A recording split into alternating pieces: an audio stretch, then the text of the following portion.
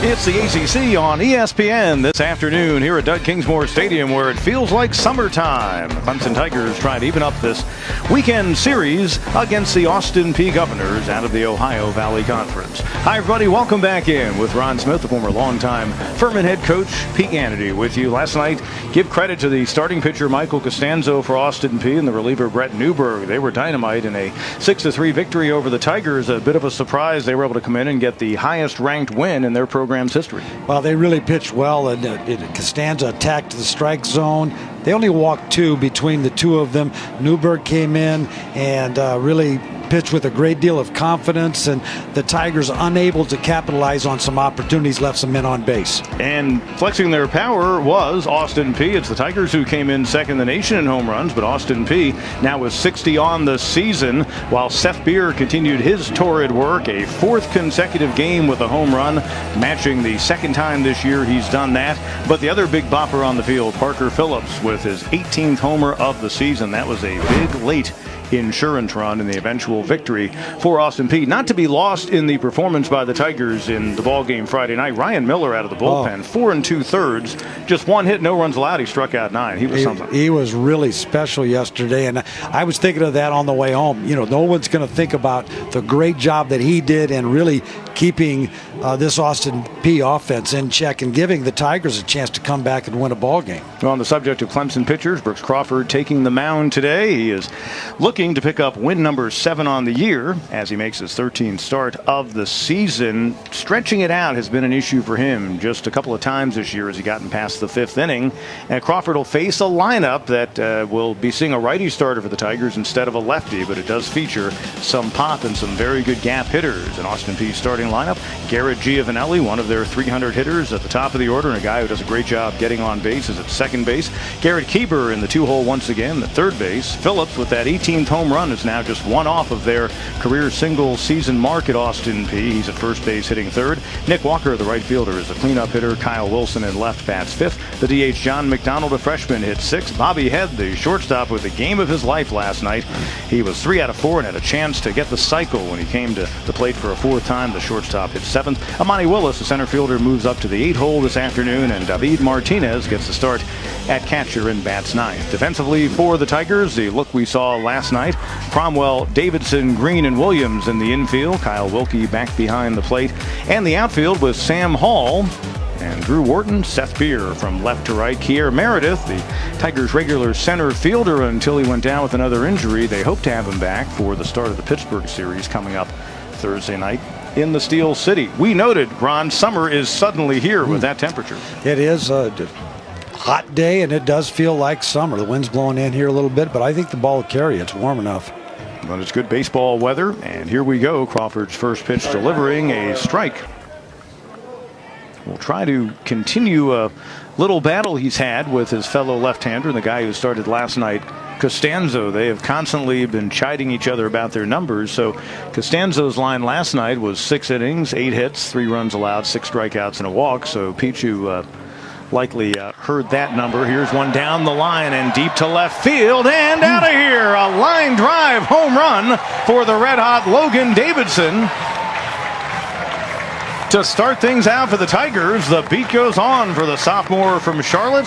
That's his 11th home run of the season for the Tigers. Their 78th on the year is their second in the nation, and a 1-0 lead.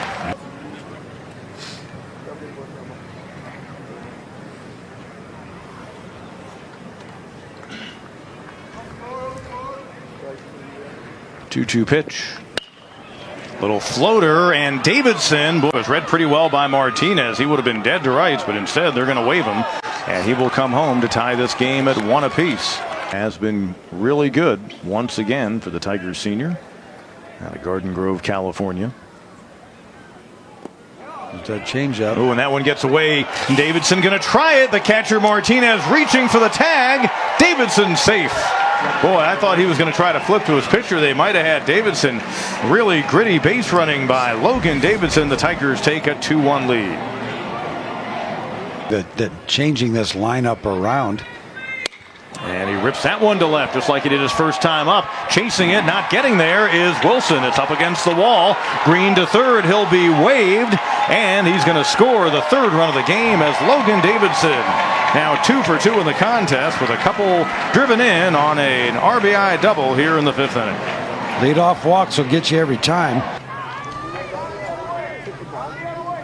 Prior to that strikeout his last time up. He has a single to extend the hitting streak to 17 games. He's also picked up a base on balls himself. And goes the other way, just inside the line fair into the right field corner. Davidson scores easily. Beer, slow turnaround second. Wilkie sliding in with an RBI double. And Seth Beer, I don't know if he maybe lost where that ball was, but he did not look like he was moving at full speed.